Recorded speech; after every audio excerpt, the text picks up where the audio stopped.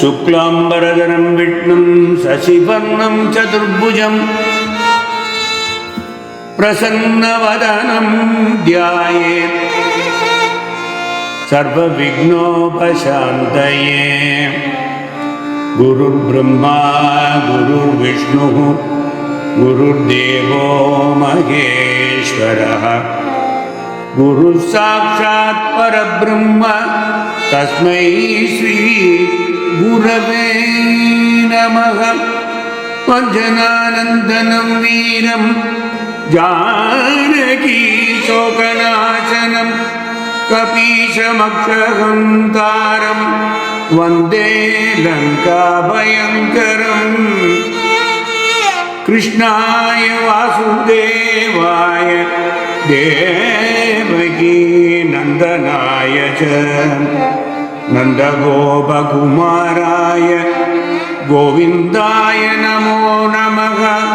गोविन्दाय नमो नमः।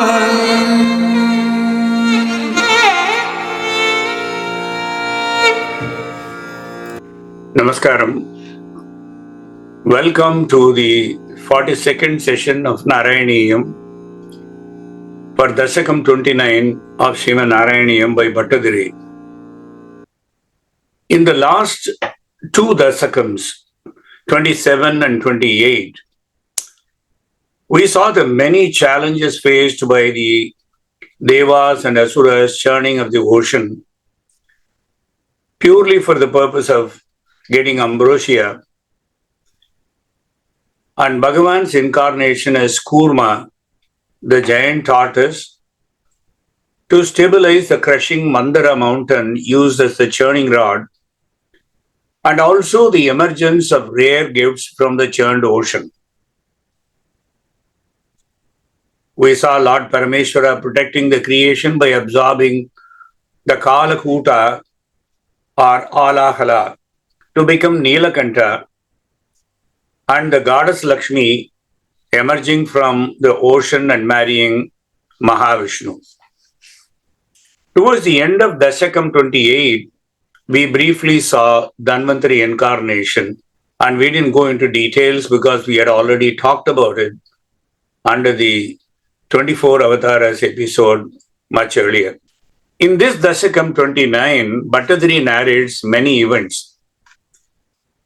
The Asuras snatching away of the Amruta Kalasam, or the pot of nectar from Dhanvantari, who incidentally we all know was an avatar of Mahavishnu, stirring up of a major feud among Devas and Asuras by the delusive action of Bhagavan's Māyā, apparently lopsided distribution of nectar to the Devas, and the ensuing great war between the Asuras and the Devas. These are described in detail in Srimad Bhagavatam Mahapuranam, Canto 8, chapters 8 to 12. There were many questions from the last session from Satsangis or devotees about the avatara of Dhanvantari and popular understanding. Although we talked about Dhanvantari, as I mentioned, under the specific episode on 24 Avataras. And I will now clarify some of the recent questions from epic and Puranic references. Dhanvantari. He emerged from the Milky Ocean after goddess Mahalakshmi as an incarnation of Mahavishnu. Bhagavata Purana also mentions in Canto 9, chapter 17, Kashyasya Kashihi Tatputro Rashtro Dhirgatamaha Pita Dhanvantarihi Dhirgatamasa Ayurveda Pravartakaha Yajnabuk Vasudevamsaha Shritamatra Artinasanaha. The son of Kashya was Kashi, and his son was Rashtra, the father of Dhirgatama. Dhirgatama had a son named Dhanvantari, who was the inaugurator of the medical science and an incarnation of Lord Vasudeva, the enjoyer of the results of sacrifices. One who remembers the name of Dhanvantari can be released from all disease. Ayurveda is often denoted as Panchama Veda or the fifth Veda, and Dhanvantari had a son named Ketuman. As per Valmiki Ramayanam, he was the venerable preceptor of Ayurveda. Those of you who are familiar with Valmiki Ramayanam can go to Balakanta, Sarga 45. Slokas 31 and 32 mention about Dhanvantari. Atavarsha Sagasrena Ayur Vedamayappuman Uda Tishtat Sudharmatma Sadanda Sakamandaluhu Purvam Dhanvantarihi Nama Apsaraha Cha Suvarshasaha. After 1,000 years of churning, then a Purusha, an epitome of life sciences, namely Ayurveda, a highly righteous soul named Dhanvantari, surfaced first with his arm rest stick, that's a danda, and with his handy water vessel, Kamandalu. As per the Shiva Purana, Jnanadam Brahmanaschaiva Dhanvantarihi Ashvinostada Roga Apamrutyuharanam Tatkala Vyadi Shantidam. It says the worship of Brahman, Dhanvantari, and the Ashwins, the twin deities, alleviates ailments, prevents foul death, and suppresses all sickness instantaneously. Dhanvantari is known as Amrutacharya as per Ambashta Achar Chandrika, an eminent medical scientist from Ambashta caste. The term Ambashta historically refers to an ancient Indian warrior tribe, also designates a caste with diverse origins, often associated with traditional medical professions or as a subcaste of the Kayasthas. According to many Purānās, Kayasthas trace their lineage to the god Chitragupta, the celestial record keeper of karma. Brahma, the creator, is said to have meditated for 11,000 years to create this celestial being who would keep an accurate record of human deeds for helping the Lord of Death, Yama, deliver justice as Dharmaraja without fault. Chitragupta was born from Brahma's body, Kayam or Kaya, and thereby the caste of the name is Kayastha. According to Manusmriti, the Ambashta caste originated from the union of a Brahmin father and a Vaishya mother. Historically, they were known for practicing physicians, a profession linked to their name which can be translated as one who stands nearby. Today, the name is most commonly associated with the Ambashta Kayastha subcaste in northern India, often identified by surnames like Prasad, Sahai, Sinha, and Verma, like that.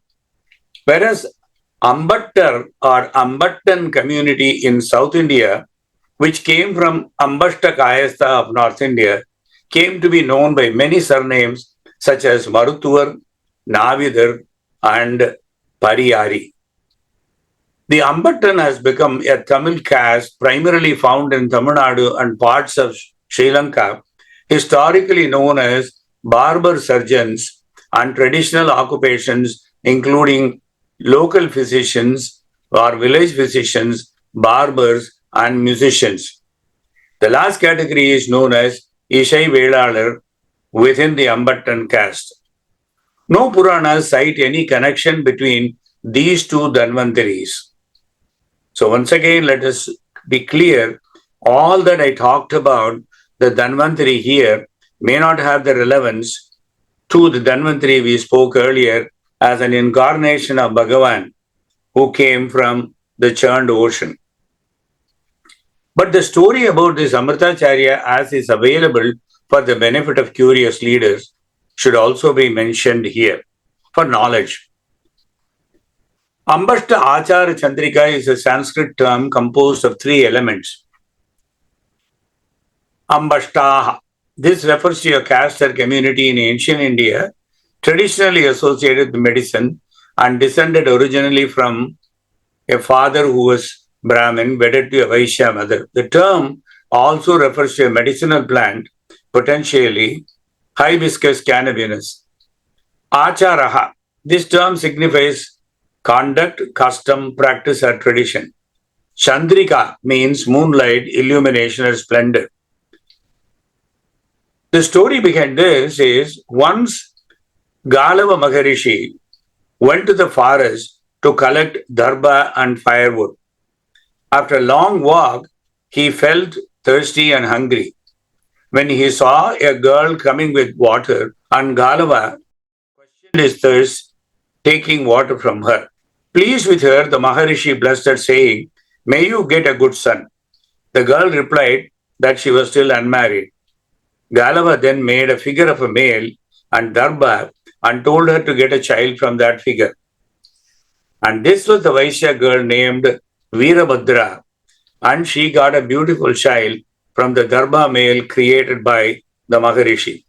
Because the boy was born to a Vaishya lady with the blessings of a Brahmin, the boy then became known to be of Ambashta caste. That boy was then named Amrutacharya by Veerabhadra, the mother. Let us now move on to the Dashakam 29 of Bhattadri and the events that unfolded upon emergence of Dhanvantari.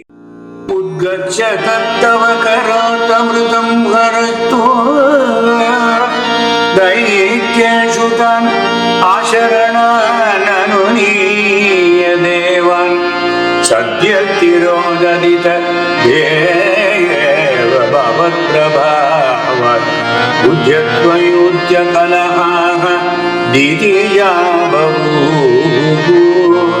sadyatiro dadita deva bhavat prabhavat udyat swayutya karaga ditiya babu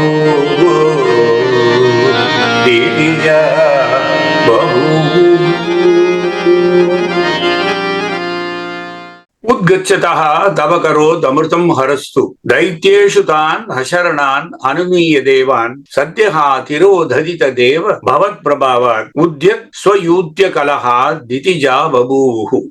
O Bhagavane, the Asuras thought we have also struggled equally as the Devas or even more.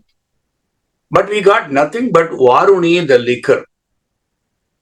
We saw that already in the last session. Varuni is a very highly intoxicating liquor according to Bhagavata Purana verses 29 and 30. But in the Valmiki Ramayana, Varuni is mentioned as the daughter of Varuna and emerged from the sea during the churning, and the gods took possession of her. This is how we see it in Balakanda, chapter 45, verses 36 to 38, explain Varuni as the daughter of Varuna. Varuni is also the name of mind-born divine mother or Matru, created for the purpose of drinking the blood of the Andhaka demons, according to Matsya Purana, 179th chapter. But for our purposes, let us assume that Varuni is liquor because that is mentioned in Bhagavata Purana. And Asuras felt cheated that but for this liquor which intoxicated them, they got nothing for all the struggles they put up with and lives that they have lost in the process. The demons were angry, feeling betrayed that the main purpose of the whole exercise seemed to be a clear exploitation by the Devas, and also that many were killed in the process in the hope of getting the Amrutam. They felt, having lost so much at a minimum, we should ensure that the Devas should not get their hands on the ambrosia, not even a drop. Thinking so, the Asuras were apparently subdued until then, aggressively snatched the pot brimming with nectar from your hands as you were emerging from the milky ocean in the new form of Dhanvantari. Alas, the Devas who had greatly struggled in the hope of consuming nectar so as to get rid of all the ill effects of sage Durvasa's curse and to redeem themselves from the defeat they had extensively suffered from the Asuras earlier, became dejected at heart and were sunk in deep sorrow when the Asuras ran away with the jar of ambrosia straight from the hands of Dhanvantari. Knowing you as their only support, they surrendered to you. You comforted them. Hello friends, do not feel depressed. I shall accomplish your purpose by stirring up a quarrel among the Asuras themselves through my Māyā. Then, Bhagavane, you just disappeared from everybody's midst. You were not to be found. nor Dhanvantari. Being self-effulgent, you have no difficulty to appear at any place with any form and also disappear in the same manner you came. After your disappearance, by the prompting of your Māyā, there arose a quarrel in the ranks of the Asuras, their mind having been seized by a thirst for nectar. Amruchapi vayasapi tanum dadanim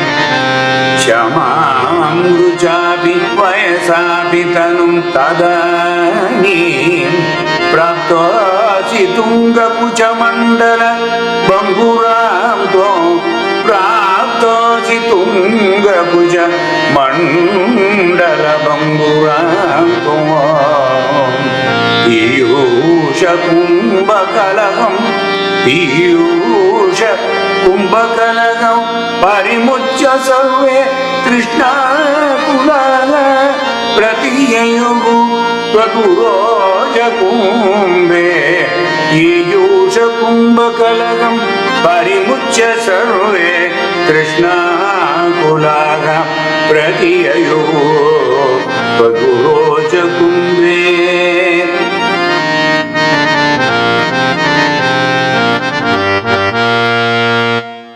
Shyamam ruchopi vayasapi tanum dadanim praptosi tunga kucha mandala banguram tom piyusha kumbhakalaham parimuchya sarve trishnakulaha pratiyuhu tat puroja kumbe. Bhattacharya uses some amorous descriptions such as tunga kucha mandala banguram and uroja kumbha, etc. And for our purposes of explanation here, I have just mentioned Bosam and we will just continue to call them as Bosam. O Lord, just then you appeared among the Asuras, assuming the form of a bewitching damsel Mohini, charming temptress. Bluish in complexion and youthful in years, your fully developed heavy bosom seemed to bend your body at the slender waist. Enticed by the rare beauty of your new form, the Asuras abandoned their quarrel over the part of Ambrisia. They approached you having been infatuated by the bewitching and irresistible sight of your exquisite form. The part of Amrutam or Ambrosia is worthless. Why are we so foolish to quarrel over that part? This woman's form is a lot more beautiful and sweeter than the part of Ambrosia itself. Whatever. I want them.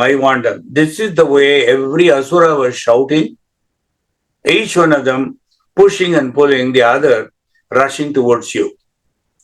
It is interesting to note this example of Bhattacharya's felicity in the choice of words, that the infatuation of the Asuras was transferred from one kumbha to another when he uses the expressions Piyusha kumbha kalaham to Tad uroja kumbe. Katum Ragasri vivajasva sudha imam itiyaruda raga vivasam aviyajato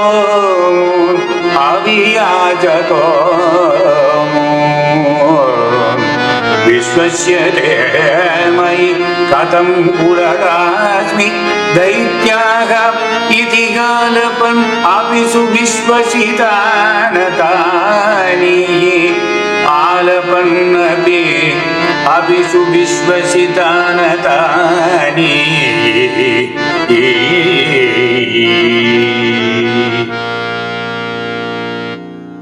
Katum Ragasri vivajasva sudam imam iti arudaraga vivashan abhyachatomum vishwasyate maikatam kuratasmi daityaha iti alapannapi su vishwasitan atanihi. A brief background about this rarely used Māyā ragam may interest the young listeners. This is the Pratimadhyama raga of Hatakambari.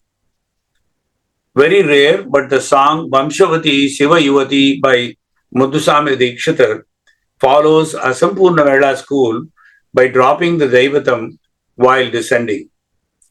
Of course, Kotishware's song Paramananda Bhakti Tantarulkanda in Vishwambari strictly follows the pattern of Sampurna Mela. O Lord, you bewitch the Asuras with your Mohini form. Forgetting themselves, they said, "Who are you? beautiful lady with the doe-like eyes, distribute this nectar among us, which is the cause of our quarrel.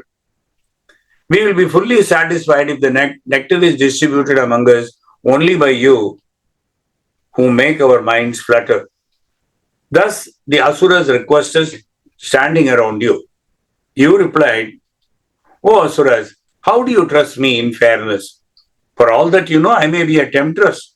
Thus, you quizzed, while at the same time, through your amorous looks, you floored them and enchanted them, and intoxicated their minds, and generated trust in their minds. Mohini's very words, I am a temptress, were like nectar to the ears of the Asuras, as each of them thought that he could have her to himself fully. The author has used alapan in masculine to show that it was really the Lord who said it, and the Mohini form was only a temporary and apparent, and of course, of a delusive nature. Modat Sudha Kalashameshu Modat Sudha Kalashameshu Dadatsu Satvam Duschettitam Mama Sakadvamiti Bruvana Pankti Prabheda Vinivesita Deva Daitya Leela Vilasa Gatiriji Samada Sudantayam Leela Vilasa Gatibihi Leela Vilasa Gatibihi Samada Sudantayam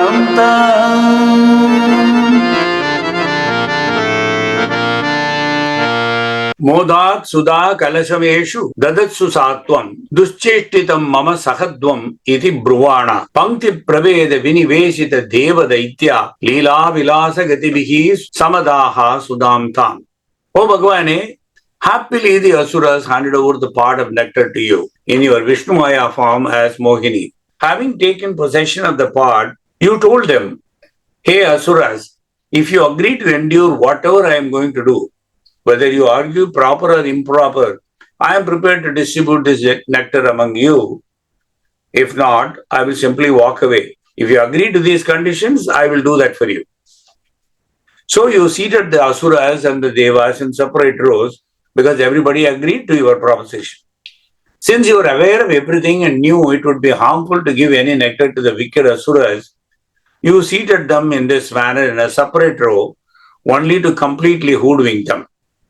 Beguiling the Asuras by your feminine form, fascinating gait, polite words and movements, with a jar held in your hand, you served the Devas the whole of that nectar that ensures against Jara, the old age, and Marana, the death.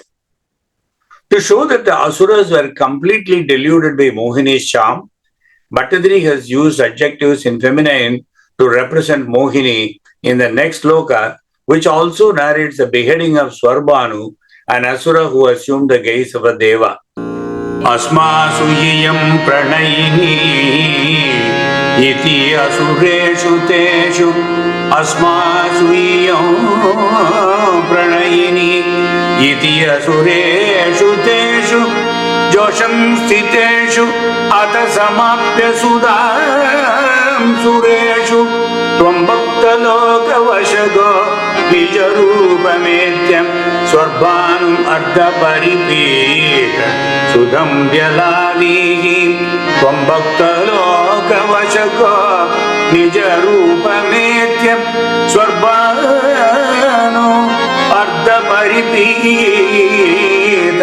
Sudham Vyalavihi Swarbhanum Ardha Paripeta Sudham Vyalavihi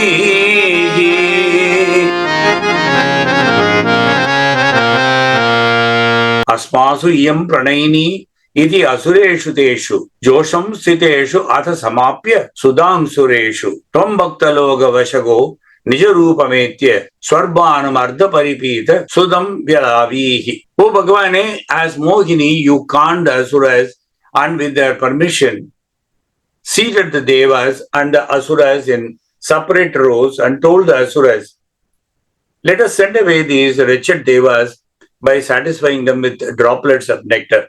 Mohini continued the address to the Asuras. Hey, you heroes, wait a bit longer. It was your intention to exhaust the nectar while serving it to the Devas. The Asuras, who were tamasic by nature, did not understand this.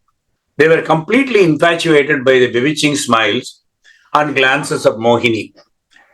They thought, she is really in love with us and will not cheat us, and kept quiet without objecting to whatever Mohini did, as she had originally demanded as a condition. And they agreed wholeheartedly to that arrangement beforehand. Mohini, as planned, exhausted the whole of the ambrosia by distributing it among the Devas. However, here also something unusual and unexpected happened. An Asura named Swarbhanu, suspecting that Mohini might cheat the Asuras, disguised himself as a Deva and stealthily sat between the sun and the moon in a row of Devas. When Mohini was serving nectar to Swarbhanu, Surya, the sun, and Chandra, the moon, pointed out his real identity to Mohini. O Lord, immediately you took your real form and cut off Swarbhanu's head using the Sudarshana Chakra. The head and trunk of Swarbhanu were thus severed from one another. As the life-giving nectar had already reached the throat, Swarbhanu was still alive, though his head and trunk were severed. The head portion, which came to be known as Rahu, and the trunk portion, which came to be known as Ketu, although Srimad Bhagavatam does not say anything about the trunk portion, excepting that it fell down, Rahu and Ketu were both endowed with life, owing to the power of Amrutam that already went into the body, and each one was given the status of a deity presiding over a planet of the same name, Rahu and Ketu. We now call Rahu and Ketu North Node and South Node, respectively. In ancient astrology, these two attained the stature of the planets, and modern astrologers who follow Hindu style of astronomy astrology place them as shadow planets, and thus within the Navagrahams, bestowing them with great powers. A little bit of a diversion to Puranic lore could help place their origins well within our common understanding. Ketu, also known as Ketuman, was a Dhanava, son of Dhanu, different from Ketuman, the son of Dhanvantari, which we mentioned earlier. This Ketu was the son of Kashyapa, who was a grandson of Brahma and son of Marichi, and this Ketu was born to Dhanu, wife of Kashyapa. This Ketu, who exists in the shape of a planet after the Amruta Mantham episode, had 33 brothers. You can see them all in Mahabharatam Adi Parva, chapter 65. But Ketu maintained closer relationship with Rahu, his stepbrother, being the son of Kashyapa by another wife called Simhika. So practically here, Rahu happens to be the son of Simhika and Ketu happens to be the son of Dhanu, both wives of Kashyapa. Rahu and Ketu are even today considered as inauspicious planets. Rahu wears a half moon, Ketu holds in his hands a sword and a lamp. It is said that Rahu's enmity to Surya and Chandra, who exposed him, continues even today, and Rahu assails them on certain new moon and full moon days when they happen to come on the same line. These occurrences are the solar and lunar eclipses, Grahana as we call, respectively. Bhattadri's address of Bhagavan in this verse as Bhaktaloka Vashakaha is significant. It means that as Bhagavan is exceedingly subservient to the devotees, he was left with no alternative but to fulfill their desires. Where is the freedom to act for the Lord when Bhagavan is under the compulsive desire to fulfill the needs of his true devotees? Therefore, one should not think that the Lord did injustice to the Asuras by depriving them of the nectar for which they had also worked hard along with the Devas. In the next two slokas, the war between the Devas and the Asuras is narrated.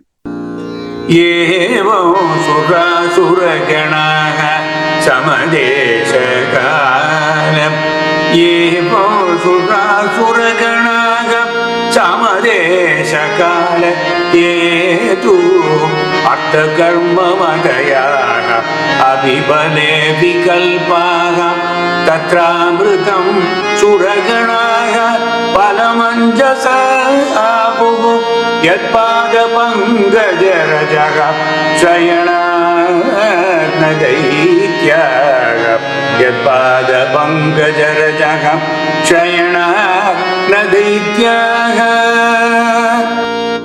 एवं सुरासुरगणाः समदेशकाल हेतुः अर्थकर्ममतयाः अभिफले विकल्पाः तत्रामृतं सुरगणाः फलम् अंजसा आपुः यत्पादपङ्कजरजः श्रयणात् न दैत्याः.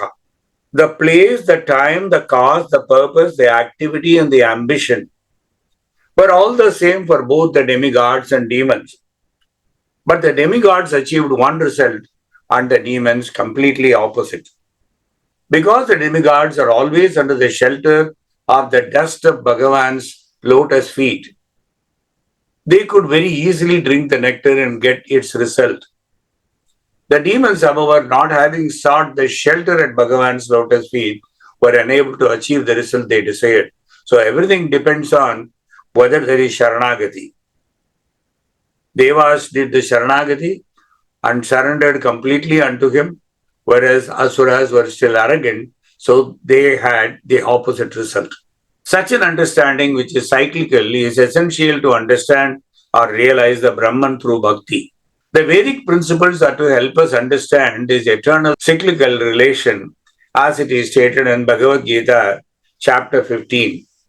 Sarvasya chaham hridi sannivishto mattasmritihi jnanam apohanam cha vedaischa sarve ahameva vedyo vedanta kritu vedavideva chaham. Sarvasya chaham hridi sannivishto mattasmriti jnanam apohanam cha vedaischa sarve ahameva vedyo vedanta kritu vedavideva chaham. Sarvasya chaham hridi sannivishto mattasmriti jnanam apohanam cha vedaischa sarvai ahameva vedyo vedanta kriti vedavideva chaham vedavideva chaham.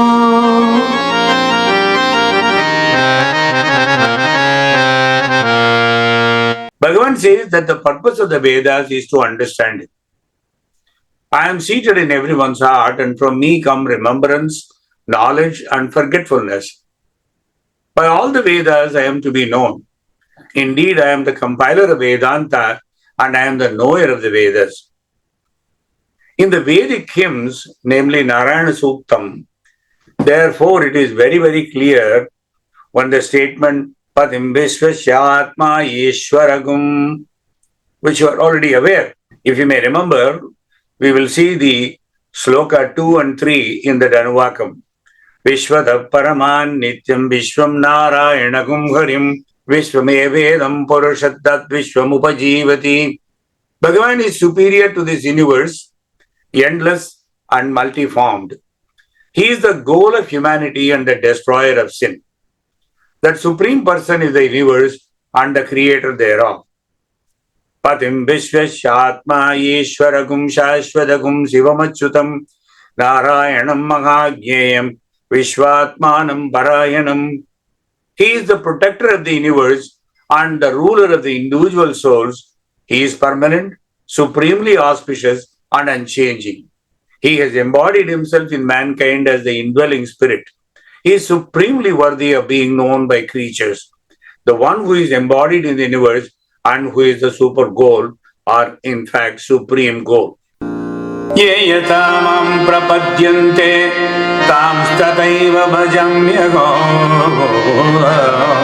mama vatma anuvartante manushya pata sarvashaha agamaha sarvakamo mokshakama udaradi tivrena bhakti yogena yajeta purusham param ज्ञातात् कर्मणोऽन्यत्र लोकोऽयं कर्मबन्धनः तदर्थं कर्म कौन्तेय मुक्तसङ्गक्षमाचरेय मुक्तसङ्गक्षमाचरेय. Bhagavad Gita also says this: Ye tamam prapadyante tamsu tataiva bhajamyaham mama vartma anuvartante manushyaha partha sarvashaha. Everyone follows my path in all respects, Partha. As all surrender unto me, I reward them accordingly. Srimad Bhagavatam in the second canto, Sukha says, Akamaha sarvakamo va mokshakamo udaradihi tivrena bhakti yogena yajeta purusham param.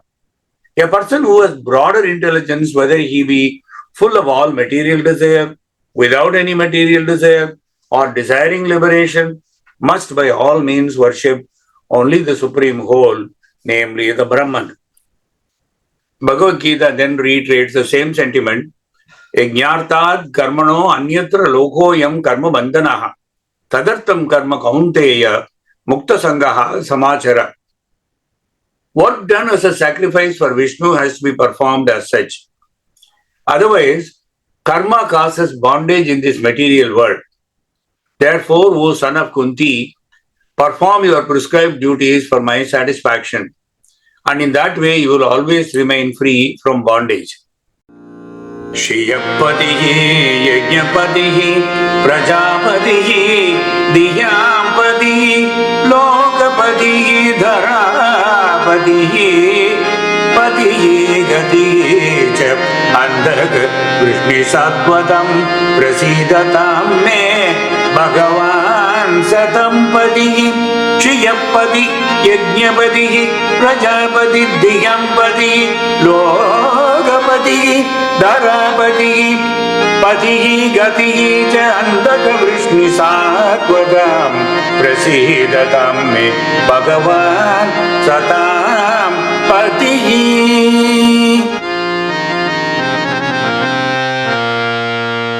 Shriyapatihi, Yajñapatihi, Prajapatihi, Dhyāmpatihi, Lokapatihi, Dharapatihi, Patihi, Gatihi cha Andaka Vrishni Sattvatam Prasidatam me Bhagavan Satam Patihi. This is a very profound sloka in chapter 4 of Canto 2 of Srimad Bhagavatam. The meaning is something extraordinary here. Shriyaha is all opulence. Patihi is the owner of all opulence. Who is the owner of all opulence? It is the consort of Bhagavan. Yajñapatihi, the director of sacrifice. Prajapatihi, the leader of all living entities. Dhyāmpatihi, the master of intelligence. Lokapatihi, the proprietor of all planets. Dharampatihi, head of supreme earth. May Lord Sri Krishna, who is the consort of all opulence, the owner of sacrifices, the protector and glory of all the kings like Andaka and Vrishni of Yadu dynasty, the director of all sacrifices and therefore the leader of all living entities, the controller of all intelligence, the proprietor of all planets, spiritual and material, and the supreme incarnation on the earth, the supreme all in all, be merciful upon us. Tvattasudhakarana yogya palam pareshu Datvagate tvai suraihi karute vyagrinnan Tvattasudhakarana yogya palam pareshu Datvagate tvai suraihi karute vyagrinnan Goreta murchatirane bali daitya Māyā Vyamohite suragane tvamiha virasi Vyamohite suragane tvamiha virasi Aharana yogya phalam pareshu Datvagate tvai suraihi kalute vyagrinnan Goreta murchati rane bali daitya Māyā Vyamohite suragane tvamiha virasihi. Bhagavane, thus you meted out to the asuras proper reward for their act of snatching away the pot of nectar from your hands. After this, you disappeared from the scene. The asuras whose labor was no less than that of the devas in churning out nectar got neither nectar nor the gifts of the ocean nor Mohini, as they did not seek Sharanagati or refuge at the feet of Shri Hari.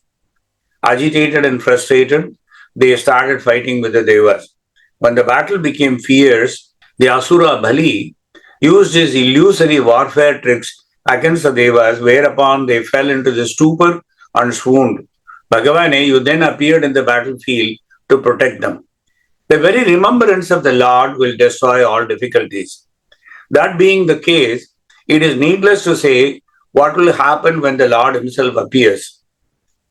The moment he entered the battlefield, the illusion created by the conjuring tricks of the Asura Bali yielded to the glory of Bhagavan, even as a dream vanishes the moment wakefulness returns. This is the theme of the very next slogan.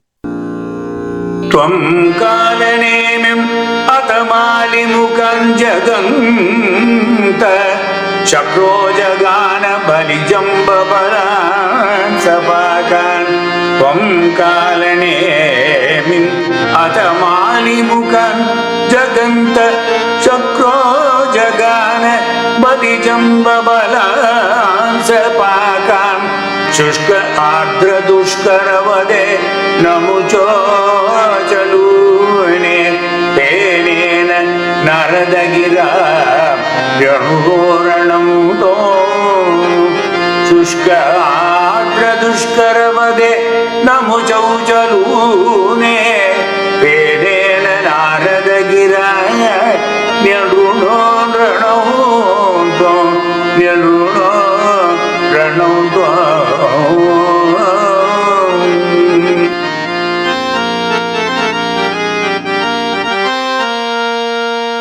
Tvam kalanemim atamauli mukhan jaganda Chakro jagana bali jamba balan sapakan Shushka ardra dushkara vade namuchau chalune fenena naradagira neruno ranam tum. O Lord, in the battle you killed the Asura Kalanemi with the trident seized from his own hands. Mali, Sumali, Malyavan, they were all killed by you through your Sudarshana Chakra. Indra killed Bali, Jamba, Vala, and Paka by his thunderbolt. Infuriated by this, Namuchi fought with Indra fiercely. Indra, to his surprise and disappointment, found his thunderbolt totally ineffective against Namuchi.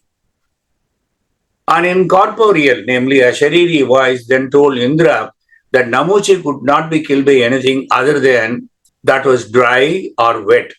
Hearing that ethereal voice, Indra fully composed his mind and contemplated. Then he found a means in the form of a sea which could not be said to be exclusively dry or wet. With that, he severed the head of Namuchi. Similarly, other devas too, headed by Vayu, the wind god, Agni, the fire god, and Varuna, the god of water, destroyed their rivals with volleys of missiles. Fearing extermination of the race of Asuras, Brahma sent sage Narada to dissuade the devas from continuing the battle. Accepting the advice of the sage at your command, the devas returned to heaven. With the concurrence of sage Narada, the Asuras who survived the battle took the lifeless body of Bali to the western hill. There, Sukracharya, their preceptor, restored Bali to life by his secret signs of reviving the dead. Yoshava Bhugu Danuja Mogana Magitante Shutva Vilokana Kutugalavan Magesha Bhutaisamam Girijayacha Gatapadam Te Sutva Bravi Abhimatam Tvamato Tirodaga Bhutaisamam Girijayacha Gatapadam Te Sutva Bravi Abhimatam Tvamato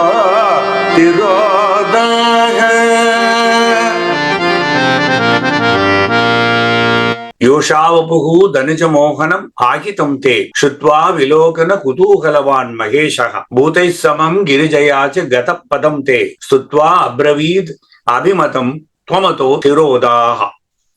Hearing about the bewitching female form that you assumed just to delude the asuras, Bhagavan Shiva was eager to witness and therefore reached Vaikuntham with goddess Parvati and his retinue, Bhutaganans. Chanting divine hymns, Shiva praised and expressed his desire for your form. You immediately disappeared from your original form so as to show him your bewitching form as Mohini. Aramasīmani chakanduka ghatalīla lolayamana nayanam kamanim manogyam. Aramasīmani chakanduka ghatalīla lolayamana nayanam kamanim manogyam. Tvam esha viksha vigalatvasanam manobu. Tvam esha viksha Vigalatvasanam manobuvegat anangaribu angasamalilinga angasamalilinga.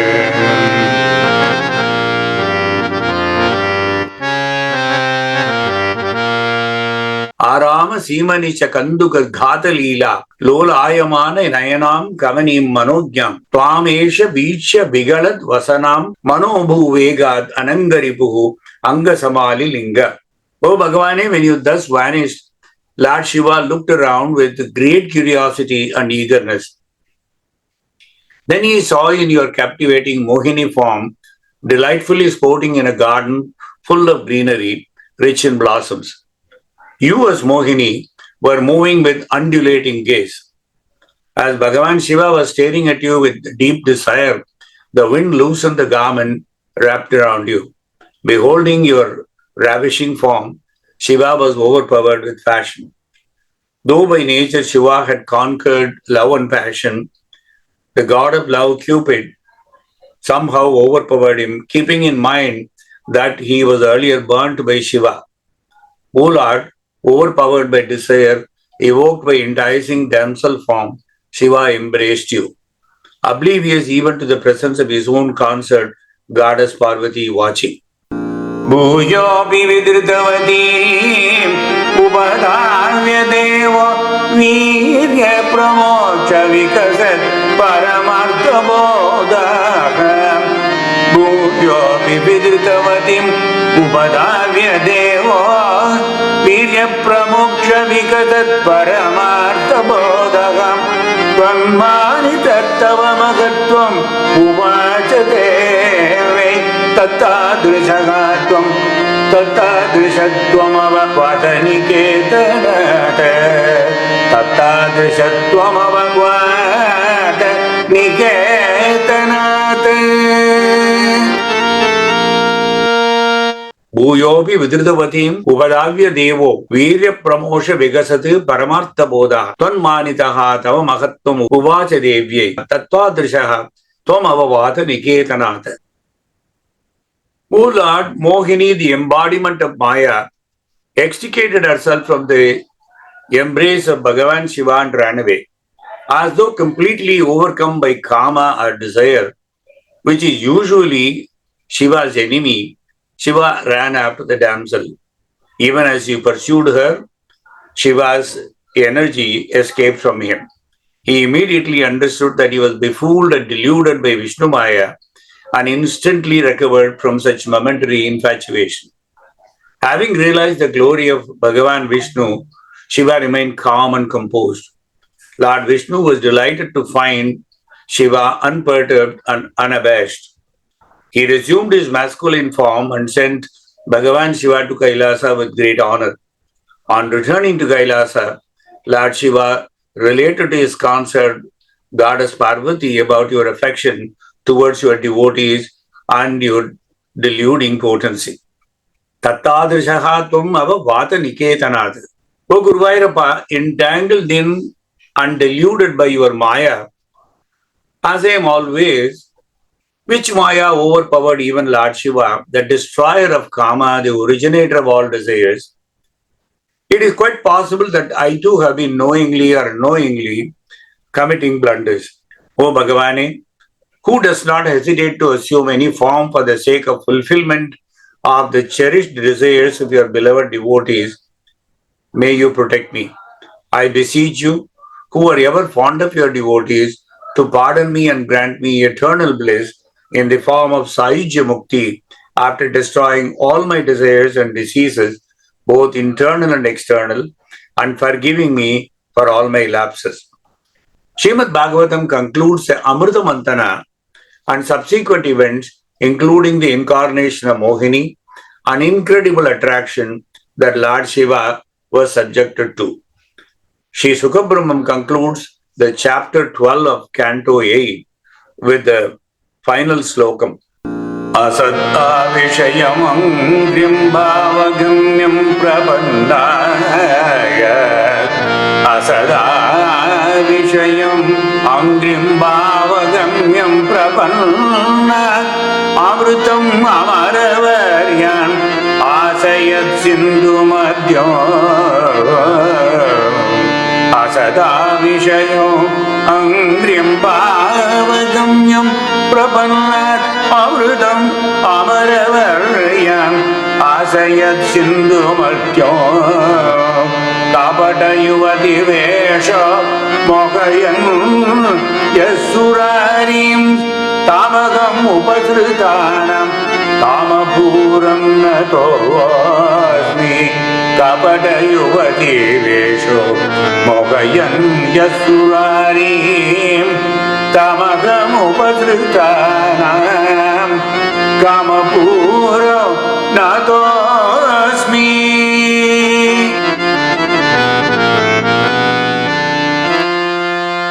Asat abhishayam angrim bhavagamyam prapannat amrutam amaravaryan asayat sindhu madhyam kapata yuvati vesho mohayansa surari tamaham upasrutanam kamapuram natosmi. Assuming the form of a young woman and thus bewildering the demons, the supreme Brahman distributed to his devotees, the demigods, the nectar produced from the churning of the ocean of milk. Unto the great Brahman, who always fulfills the desires of his devotees, I offer my respectful obeisance. The entire chapter 12 with all the 47 slokams is dedicated by Shuka to describe the extraordinary Māyā of Bhagavan incarnating into the most exquisite and blemishless feminine beauty, Mohini Murti. That chapter concurrently has a lesson which Shuka explained to Parikshit through the words of Lord Shiva to Parvati. We will see all of that, especially Mohini Tattvam, Harihara Sudha Mahatmyam, and how that was enjoyed by Adishankara Bhagavad-pada, Appar Peruman, Appaya Dikshitar, Neelakanta Dikshitar, etc. in the coming session. Om Namo Bhagavate Vasudevaya. Om Namo Bhagavate Narayanaya. Narayana Narayana Narayana Narayana Narayana Narayana Narayana Narayana Narayana Narayana Narayana Narayana Narayana Narayana Narayana Narayana.